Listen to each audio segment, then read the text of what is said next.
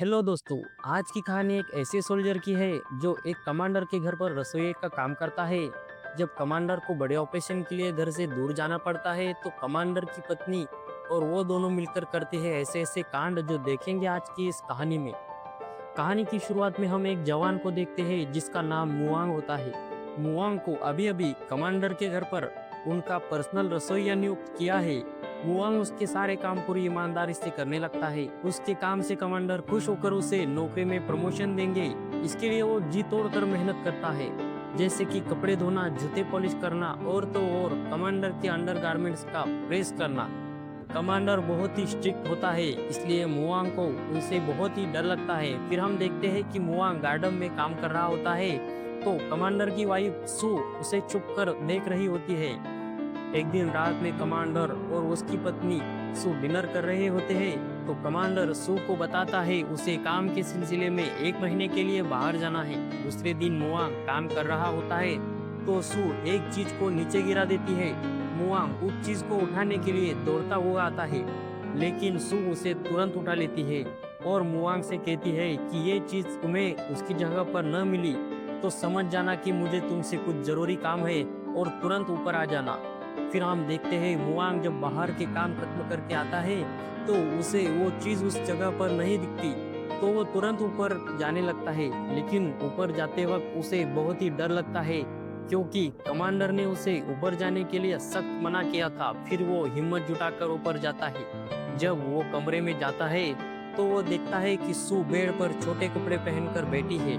Mueang कहता है कि मैडम, आपने मुझे ऊपर किस काम के लिए बुलाया है?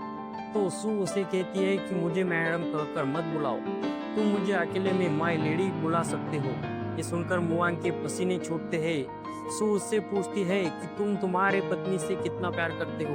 तो मुआंग कहता है कि वो उसकी पत्नी से बहुत ही प्यार करता है और उसी के लिए वो इतनी सारी मेहनत कर रहा है। तो नीचे जाते वक्त सू उसे फिर से चेतावनी देती है कि वो चीज अगर उसकी जगह पर ना मिले तो तुरंत ऊपर आ जाना। मुआंग गार्डन में काम कर रहा होता है तो बाहर जवानों के परेड चल रहे होते हैं और उन्हें देखकर वह और भी उत्साह से काम करने लगता है। फिर जब उसका काम खत्म करके वो घर के दरवाजे पर आता है तो वो चीज उसे किचन में दिख जाती है और उसी के साथ सू भी वहीं पर थी। ये देखकर मुआंग डर जाता है और सू से कहता है वो गार्डन में काम कर रहा था। सू उसे कहती है कि वो 1 घंटे से उसका इंतजार कर रही है और ऊपर चली जाती है। मुआंग भागते भागते ऊपर जाता है तो सू उसे नहाकर आने को कहती है। मुआंग नीचे आकर मस्त साबुन लगाकर नहाता है और भागते भागते ऊपर चला जाता है। जब वो कमरे के अंदर जाता है तो अंदर बहुत ही अंधेरा होता है। सू उसे दरवाजा बंद करने को कहती है और उसे नजदीक आने को कहती है, लेकिन मुआंग कहता है कि उसे अंधेरे में कुछ समझ नहीं आ रहा। सू लाइट ऑन करती है तो मुआंग देखता है कि सू ने आज भी छोटे कपड़े पहने हैं। मुआंग सू से कहता है कि उसे कमांडर से डर लगता है। ये सुनकर सू कहती है कि तुम एक ऐसे बेवकूफ इंसान हो जो भूखा मर जाएगा लेकिन सामने रखी थाली को हाथ नहीं लगाएगा। फिर दूसरे दिन उसे वार्डन आकर पूछते हैं कि तुमने क्या उल्टी सीधी हरकत कर दी जो मैडम ने तुम्हारी जगह दूसरे आदमी को अपॉइंट करने को कहा है। फिर रात में मुआंग एक लेटर पढ़ता है जो उसकी पत्नी ने उसे भेजा था। लेटर में उसकी पत्नी ने लिखा था कि कैसे परेशानी में वो जीवन व्यतीत कर रही है। मुआंग को इस काम की जरूरत थी, इसलिए वो एक मौका मांगने के लिए सू के पास जाता है। सू उसे कहती है कि मैं तुम्हें दूसरा मौका नहीं दे सकती। तो मुआंग घुटनों के बल खड़ा होकर उससे माफी मांगने लगता है और सू से कहता है आप जो कहेंगी मैं वो करने के लिए तैयार हूँ। तो सू उसे पूरे कपड़े उतारने को कहती है। मुआंग पूरे कपड़े उतारकर सू के पास जाकर उसे किस करता है और उसे नीचे धकेलकर दोनों इंटीमेट हो जाते हैं। तभी वार्डन का फोन आता है और वो सू से पूछता है कि क्या मैं कल से नए आदमी को भेजूं? तो सू उसे कहती है कि इसकी कोई जरूरत नहीं, उसने आज अच्छे से काम किया है। इसके बाद में बेड पर खून लगा दिखता है, इसका मतलब वो अभी तक कुंवारी थी और कमांडर ने उसके साथ अभी तक कुछ नहीं किया था। इसके बाद मुआंग सब्जियां लेने के लिए बाजार चला जाता है। दूसरे दिन सू फिर से मुआंग को ऊपर बुला लेती है तो मुआंग सू से कहता है कि मैं अब ऊपर नहीं आऊंगा। सू मुआंग के ऊपर बंदूक तान देती है और फिर से वो दोनों जबरदस्त कार्यक्रम करते हैं। उन दोनों में बातचीत बढ़ती है तो मुआंग उससे पूछता है कि क्या तुम मेरे साथ बाहर घूमने चलोगी। सू उसे बताती है कि वो बाहर नहीं आ सकती क्योंकि कमांडर उसे बाहर नहीं जाने देते। फिर मुआंग एक तरकीब निकालता है और एक बोरी में बांधकर सू को बाहर घूमने के लिए ले जाता है।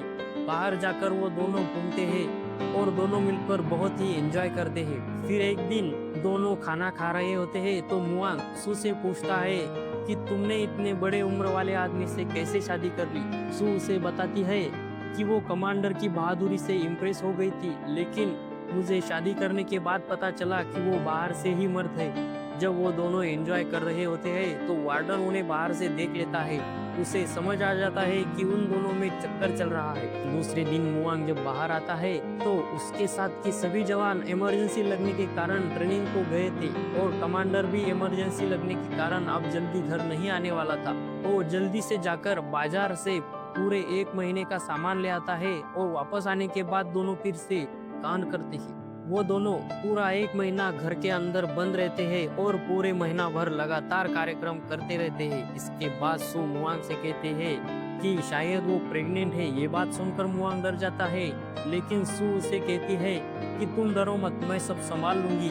सू उसे बताती है कि तुम तुम्हारे घर चले जाओ और तब तक वापस मत आना जब तक तुम्हें कोई कॉल या लेटर न मिले।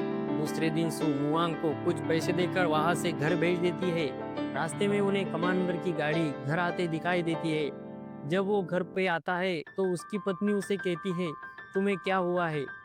तुम इतने दिनों बाद घर आए हो और कुछ करना भी नहीं चाहते हो। तो वो कहता है कि मैंने तुम्हें प्रॉमिस किया था कि अगर मेरा प्रमोशन नहीं हुआ तो घर आकर मैं तुम्हें टच नहीं करूंगा। घर आकर उसका बर्ताव काफी बदल गया था। वो घर के सभी काम करने लगा था और काफी उदास भी रहने लगा था, लेकिन उसकी पत्नी उसे घर का एक भी काम नहीं करने देती। वो हर दिन रास्ते की तरफ देखता रहता कि उसके लिए कोई लेटर तो नहीं आया। एक दिन उसे पोस्टमैन दिख जाता है तो मुआंग उसके पीछे भागता है और गड़बड़ी में पोस्टमैन नदी में गिर जाता है और उसे गालियां देने लगता है। उसका घर पर मन नहीं लग रहा था। एक दिन काम करते वक्त उसे एक प्लेट मिल जाती है। मुआंग उस प्लेट को हर वक्त उसके साथ रखता है। एक दिन वो प्लेट नीचे गिर जाती है और मुआंग का बच्चा उस प्लेट पर साइकिल चढ़ा देता है तो मुआंग बच्चे को जोर से थप्पड़ मार देता है।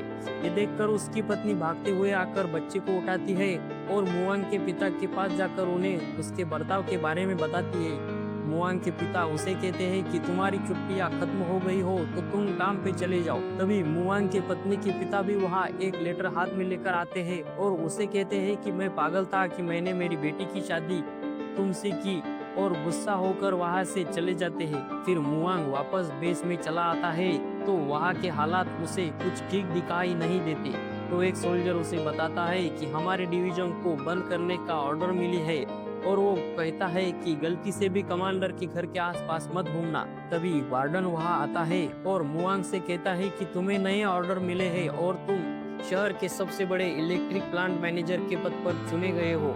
वार्डन कहता है कि ये सब कमांडर की पत्नी के कहने पर हुआ है और 2 दिन में तुम्हारी ज्वाइनिंग है। ये कहकर मुआंग को वहाँ से ले जाते हैं। फिर मुआंग कमांडर की पत्नी से मिलने के लिए जाता है। मुआंग सू से कहता है कि वार्डन की नौकरी भी जाने वाली है तो हो सके तो उसके लिए कुछ करना, लेकिन सू कहती है कि वो इस बारे में अब कोई भी मदद नहीं कर सकती और मुआंग का हाथ उसके पेट पर रखती है और उसे वहां से जाने को कहती है। दरअसल सू मुआंग की वजह से प्रेग्नेंट हो गई थी और ये बात कमांडर को भी पता थी, लेकिन कमांडर मुआंग को कुछ नहीं करता क्योंकि कमांडर उसकी पत्नी को जो खुशी नहीं दे सकता था वो मुआंग ने उसे दी थी। फिर हम कुछ सालों बाद का सीन देखते हैं जिसमें मुआंग मैनेजर के पद पर काम कर रहा होता है। बहुत दिनों बाद मुआंग सोल्जर के कपड़े पहनकर सू से मिलने के लिए जाता है, लेकिन सू उसे नहीं मिलती और उसे सोल्जर के हाथों एक चिट्ठी भेजती है। उसमें लिखा होता है कि तुम्हें कोई मदद या पैसा चाहिए तो चिट्ठी पर लिख देना, पैसा मिल जाएगा। लेकिन मुआंग कुछ बताए बिना वहां से चला जाता है और इसी के साथ यह कहानी यहीं पर खत्म हो जाती है। तो दोस्तों, इसी तरह की मूवी स्टोरी के लिए हमारे चैनल को सब्सक्राइब करना ना भूलें। धन्यवाद।